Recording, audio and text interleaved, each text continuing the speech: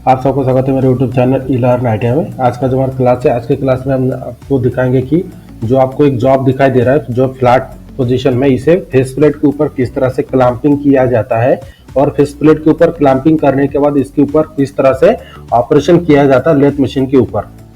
मान लीजिए जो फेस प्लेट होता है, फेस प्लेट का काम क्या होता है कि जो ऑड शेप आकार के जो जॉब होते हैं उनके ऊपर काम करने के लिए फेस प्लेट का उपयोग किया जाता है लेथ मशीन के ऊपर। तो आज हम जैसे आपको जॉब दिखाए तो उसी को आपको टर्निंग करके दिखाएंगे और ड्रिलिंग और बोरिंग करके। तो सबसे पहले जो हमारा जॉब का बोर साइज होगा उसके हिसाब से आपको स्पिंडल बोर को एक बार चेक कर लेना, जैसे हमने आपको अभी चेक करके दिखाया है। उसके बाद जो आपको ये जॉब दिखाई दे रहा है इसकी हमें सबसे पहले करनी है क्लैंपिंग।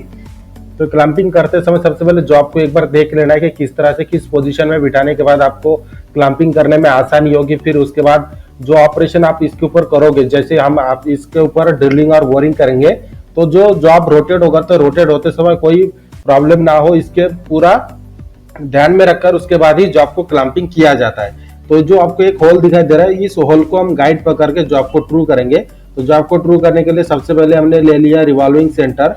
रिवॉल्विंग सेंटर के सहायता से इसे सपोर्ट देकर उसके बाद इसके ऊपर हम पूरा क्लैंपिंग करेंगे। तो इस तरह से भी आप क्लैंपिंग करके जॉब को कर सकते हो। तो मेन मोटो आज का जो प्रैक्टिकल वीडियो का है कि फेस प्लेट के ऊपर जॉब को किस तरह से क्लैंप किया जाता है, उसके ऊपर फेस प्लेट के सहायता से किस तरह से जॉब को हम टर्न करते हैं। तो यहाँ पर आप देख सकते हैं जब हम रिवॉल्विंग सेंटर के सहायता से सपोर्ट दिया है उसके बाद जॉब को रोटेट करें तो प्रॉपरली वो जो हमें होल ट्रू चाहिए वो प्रॉपर घूम रहा है। इसके बाद का प्रोसेस जो है, इसके बाद जो आपको जो ये जॉब दिखाई दे रहा है इस जॉब को हम करेंगे क्लैंपिंग। नट बोल्ट और पट्टी के सहायता से हम आपको क्लैंपिंग करेंगे। क्लैंपिंग करते समय ध्यान में रखना है जब आप रोटेट करोगे जॉब तो मशीन का जो बेड है, बेड को कोई भी क्लैंप लगना नहीं चाहिए। इस तरह से आपको क्लैंपिंग करना है। तो यहाँ पर आप देख सकते हो एक पट्टी के सहायता से और नट बोल्टिंग करके हमने वन साइड क्लैंपिंग कर लिया। इस तरह से आपको दो साइड क्लैंपिंग करना है। उसके बाद जो आपका नीचे वाला भाग है उसको भी क्लैंपिंग करना जरूरी है, क्योंकि रोटेट करते समय वो बाहर निकलना नहीं चाहिए। तो यहाँ पर आप देख सकते हो जैसे हम नट बोल्ट और पट्टी की सहायता से क्लैंपिंग कर रहे हैं। सबसे इंपॉर्टेंट चीज यही होता है कि इसमें क्लैंपिंग करते समय आपको ऑपरेशन कौन सा करना है और उसके ऊपर ऑपरेशन करते समय कोई क्लैंपिंग पट्टी के ऊपर कटिंग टूल या फिर कोई भी चीज जब हम टूल्स वगैरह लगाएंगे तो उसका कोई इसमें संपर्क नहीं होना चाहिए। ये बात ध्यान में रखकर ही जॉब को क्लैंपिंग किया जाता है। तो यहाँ पर आप देख सकते हैं हमने सबसे पहले बोल्ट लिया, बोल्ट के ऊपर एक पट्टी लेकर उसे नट के सहायता से हम इसे क्लैंपिंग कर रहे हैं। क्लैंपिंग करते समय सबसे पहले इंपॉर्टेंट होता है जो हमारा जो पट्टी जो हम यूज कर रहे हो वो प्रॉपरली होना चाहिए कि जो जहां पर हम टर्निंग करेंगे उस तरफ उसका एंड होना नहीं चाहिए। ये बात ध्यान में रखकर आपको क्लैंपिंग करना है। तो क्लैंपिंग करते समय देख सकते हैं जो आपकी हाइट है, जो आपकी हाइट को मेंटेन करने के लिए बैक साइड में भी हमने एक पट्टी का टुकड़ा लेकर आपका जो थिकनेस है वो मेंटेन कर लिया। उसके बाद इस पैनर के सहायता से आपको टाइट कर लेना इस तरह से जैसे हम कर रहे हैं। यहाँ पर आप देख सकते हैं कि फेस प्लेट के वन साइड जो बाहर से जो आप बाहर निकला हुआ है, जो ऊपर वाला भाग है बाहर निकला है, तो उसे वो बेड पे लगना नहीं चाहिए। इसलिए हम इसे घुमाकर चेक कर रहे हैं कि नीचे गैप रहना चाहिए। अगर गैप नहीं रहेगा तो बेड को लग जाएगा। इसलिए से इस तरह से रोटेट करके आपको चेक करना है कि जो हम क्लैंपिंग कर रहे हैं प्रॉपर है या फिर नीचे जो बेड को जब हम रोटेट करेंगे, मशीन ऑन करेंगे तो उसमें लग रहा है। ये सब चीज ध्यान में रखना है। उसके बाद जो बैक साइड में भी हम एक पट्टी को इस तरह से क्लैंपिंग कर लेंगे। ये भी इंपॉर्टेंट है कि जो पट्टी हम आपको अभी लगा के दिखा रहे हैं ये भी मशीन को रोटेट करने मतलब हाथ से रोटेट करके इस तरह से आपको चेक करना है कि बेड को लग रहा है कि नहीं। ये सबसे इंपॉर्टेंट है। अगर नीचे बेड को अगर कोई भी क्लैंपिंग या फिर जो जॉब है हमारा वो टच होता होगा तो उसका कोई फायदा नहीं है इस सेटिंग का, क्योंकि उस समय आपका कोई भी ऑपरेशन आप नहीं कर पाओगे अगर नीचे टच होता होगा। तो यहाँ पर आप देख सकते हैं प्रॉपरली हमने क्लैंपिंग किया है तो नीचे कोई टच नहीं हो रहा है। तो यहाँ पर इस तरह से इतना सेटिंग होने के बाद आपको पूरा नट बोल्ट आपको एकदम प्रॉपरली लॉक कर लेना है, अच्छे से टाइट कर लेना है, ताकि जब हम मशीन को घुमाएंगे तो वो प्रॉपरली घूमे और बाहर निकलने के चांसेस ना रहे, क्योंकि हमने इस पे जॉब को सिर्फ क्लैंपिंग के सहायता से ही पकड़ के रखा है और कोई सपोर्ट इसमें नहीं है। तो सबसे ज्यादा इंपॉर्टेंट होता है कि आपका क्लैंपिंग प्रॉपर होना चाहिए। क्लैंपिंग प्रॉपर होने के बाद आपको रोटेट करके इस तरह से, भले ही आप एक से ज्यादा बार चेक करें कि नीचे कोई पार्ट लग रहा है कि नहीं, ये सबसे इंपॉर्टेंट होता है। यही आपको सबसे ज्यादा चेक करना है। आपको लगे कि हमारा पूरा जॉब क्लैंपिंग हो गया, उसके बाद भी आपको एक बार हाथ से मशीन को ऑन करने के पहले रोटेट करके चेक करना है। उसके बाद जैसे हमने बोले थे इसके ऊपर सबसे पहले हम ड्रिलिंग करेंगे, तो ड्रिल को इस तरह से हमने सेट कर लिया है।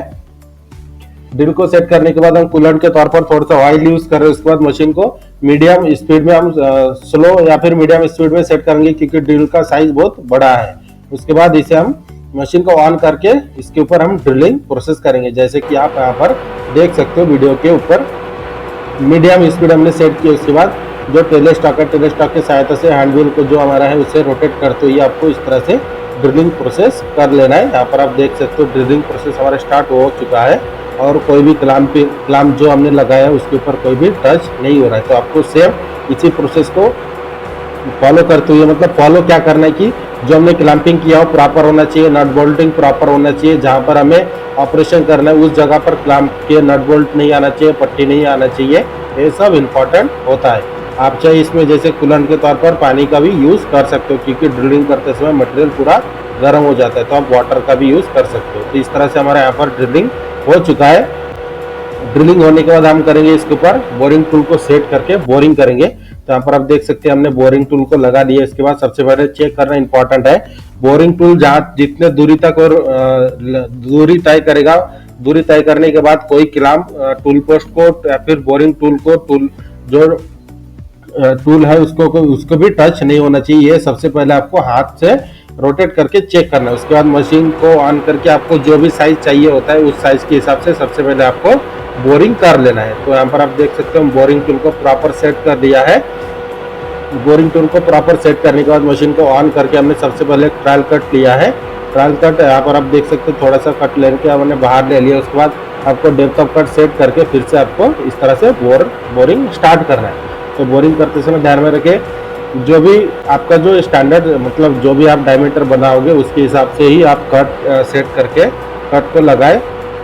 उसके हिसाब से पहले आपने ड्रिलिंग करके चेक कर लेना है कितने mm का ड्रिलिंग किया है और कहाँ तक आपको बोरिंग करना है। तो इस तरह से हमने जो बोरिंग का प्रोसेस है हमने इस तरह से बोरिंग स्टार्ट कर दिया। जो आपकी टोटल जैसे थिकनेस है 10 मिलीमीटर तक की आपको इस तरह से बोरिंग करना है। बीच बीच में आपको वर्नियर कैलिपर के सहायता से आपको चेक करना है कि आपका जो साइज आप बना रहे हो वो प्रॉपर साइज बना है या फिर कितना कट लगाना है। ये सब चीज चेक करना इंपॉर्टेंट है। तो हमने डायमीटर को चेक कर लिया है।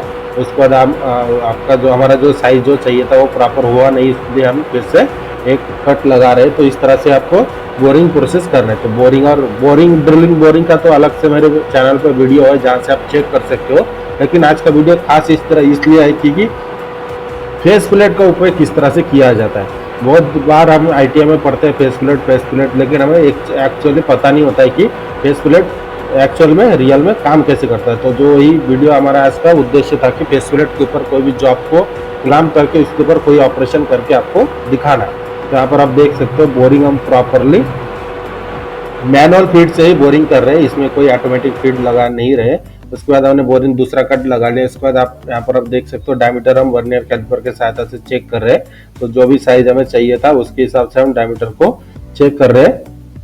तो यहाँ पर आप देख सकते हो जो बोरिंग प्रोसेस है हमने कंप्लीट कर लिया है। तो उसके बाद जो जॉब भी देख सकते हो प्रॉपरली हमारा बन चुका है। तो जो आज का जो हमारा वीडियो था कि फेस प्लेट के ऊपर किस तरह से क्लैंपिंग वगैरह किया जाता है और जॉब को क्लैंप करके किस तरह से किया जाता है। अलग अलग जॉब के करने के लिए फेस प्लेट के ऊपर अलग अलग क्लैंप अवेलेबल होते हैं। उसके हिसाब से जॉब की रिक्वायरमेंट, मतलब जॉब के ऊपर ऑपरेशन क्या है, इसके ऊपर डिपेंड करता है कि आपकी सेटिंग आपको किस तरह से करना है। तो आज के वीडियो में हमने आपको प्रॉपरली बता दिया है कि किस तरह से फेस प्लेट के ऊपर जॉब को सेटिंग करके क्लैंपिंग करके उसके बाद क्या क्या चीज ध्यान में रखना चाहिए, ये सब चीज हमने आपको डिटेल में पूरी जानकारी दे दी है। और वीडियो अच्छी लगी तो हमारे चैनल को सब्सक्राइब करें, शेयर करें और लाइक करना ना भूलें। और आपके मन में कुछ डाउट रहे तो हमारे कमेंट बॉक्स में कमेंट करके भी हमसे पूछ सकते हैं, या फिर हमारे व्हाट्सएप ग्रुप का भी लिंक दिया डिस्क्रिप्शन में, उससे भी हमें डायरेक्टली हमसे बात कर सकते हो। मिलते हैं अगले एक इसी तरह के इंपॉर्टेंट वीडियो के साथ।